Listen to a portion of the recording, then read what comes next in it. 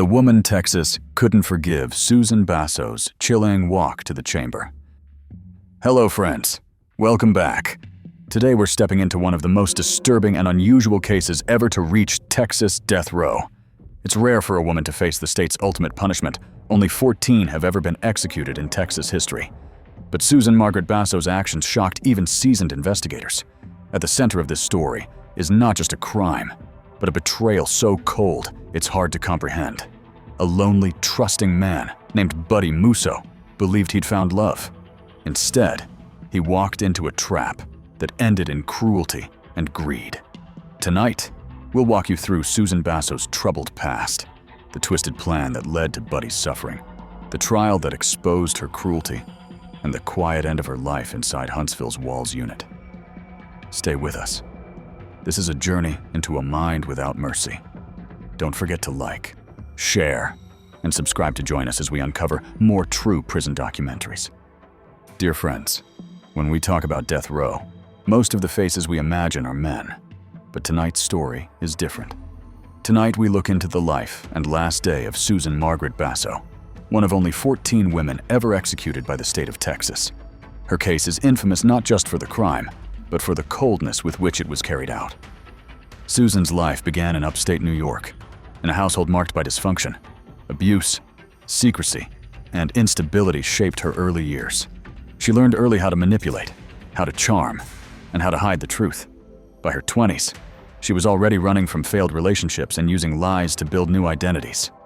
By the time she landed in Texas, she had reinvented herself as Susan Basso, an Irish Catholic widow, mother of 2, who seemed welcoming and friendly. But behind that image, there was something much darker. The victim, Buddy Musso, was 59. He was kind, gentle, and lived with a developmental disability. He trusted people. He believed in love.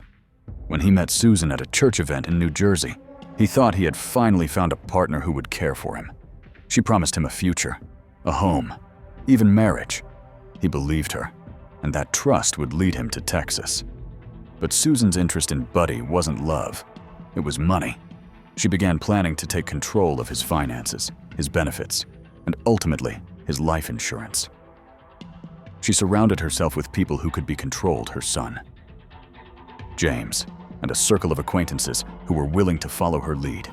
Together, they would turn Buddy's hope into horror. By the summer of 1998, Buddy had moved to Texas to be with Susan. Almost immediately, she cut him off from his friends and support system. She controlled his movements, his money, even his phone calls. She applied for life insurance policies and even wrote a will that gave her everything he owned. And then, the abuse began. Investigators later revealed that Buddy endured weeks of physical torment. He was beaten, burned, humiliated, and denied basic dignity. Multiple people, including Susan's son and friends, joined in. They treated Buddy like property, not a person. Witnesses later said Susan herself took part in these beatings, using belts, bats, and even her own weight to punish him. On August 28, 1998, it ended. Buddy's body was found dumped on the side of a road in Houston. The medical examiner's report shocked even seasoned investigators. Dozens of injuries, broken bones, chemical burns, signs of prolonged torture. The cause of death, a massive head injury. It didn't take long for suspicion to fall on Susan and her group.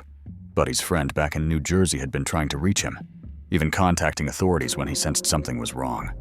Police traced Buddy's last days to Susan's home and a small, crowded apartment where the abuse took place. The evidence was damning. Bloody clothes, witness statements, and a partial confession from Susan's son laid the story bare.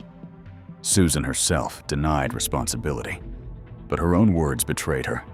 She admitted to driving the car with Buddy's body in the trunk and disposing of evidence. At trial, the jury heard everything: the manipulation, the insurance policies, the brutality. They heard from Susan's daughter, who testified to a childhood of abuse and fear. They heard how Susan reinvented herself over and over, using lies to control others. The prosecution called it greed and cruelty. The defense tried to argue mental illness and abuse in Susan's past, but nothing could erase the facts. The verdict was swift, guilty of capital murder, and the sentence death. Susan was moved to the Mountain View Unit in Gatesville, Texas, where female death row inmates are held. Life there is different, fewer inmates, more isolation.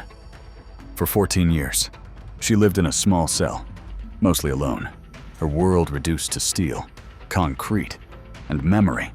She filed appeals, claiming mental illness, claiming unfitness to be executed. Courts rejected them all. The state argued she was fully aware of her actions.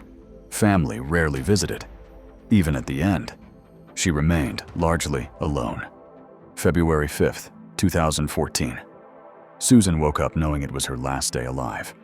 Guards followed the protocol they had done hundreds of times for male inmates, but rarely for a woman. She was offered the chance to choose her final meal. She declined. Texas no longer granted elaborate last meals, so she was served the same prison food as everyone else that day. Baked chicken, salad, beans, bread, and punch. There were no family visits, no last letters to friends.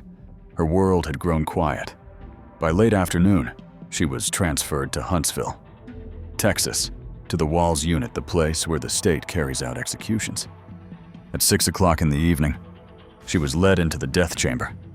The witnesses took their seats behind glass. Media, officials, and a few representatives of Buddy Musso's family. Susan was strapped to the gurney, arms extended. The warden asked if she had any final words. Her response was calm, almost dismissive.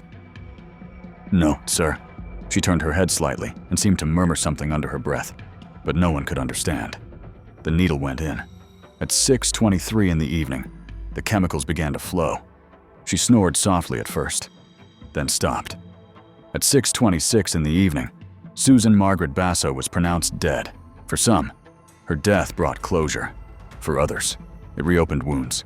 The details of Buddy's suffering are still hard to imagine. And yet, his story matters. It reminds us that cruelty can come in many forms, and from anyone, regardless of gender. It reminds us that trust, so easily given, can be so easily betrayed. Buddy Musso's life was simple, kind, and hopeful. He wanted love. He found betrayal.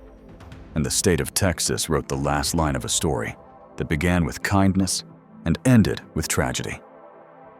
Justice moved slowly, but in February 2010, Texas closed the chapter on one of its most chilling cases. Susan Basso entered the death chamber without tears, without apologies, and left this world as quietly as she lived on death row. Yet her silence could never erase what she did to a man who trusted her. Buddy Musso wanted what all of us want: companionship, safety, love. Instead, he met cruelty so calculated it is still hard to comprehend. Dear friends, his story reminds us that evil often hides behind a smile, and that the most vulnerable among us need the strongest shields. For Buddy, justice came late, but it came. And for us, his name should not fade. If this story moved you, please like, share, and subscribe so more people can see why these lives, these lessons, must never be forgotten. Rest in peace, Buddy Musso.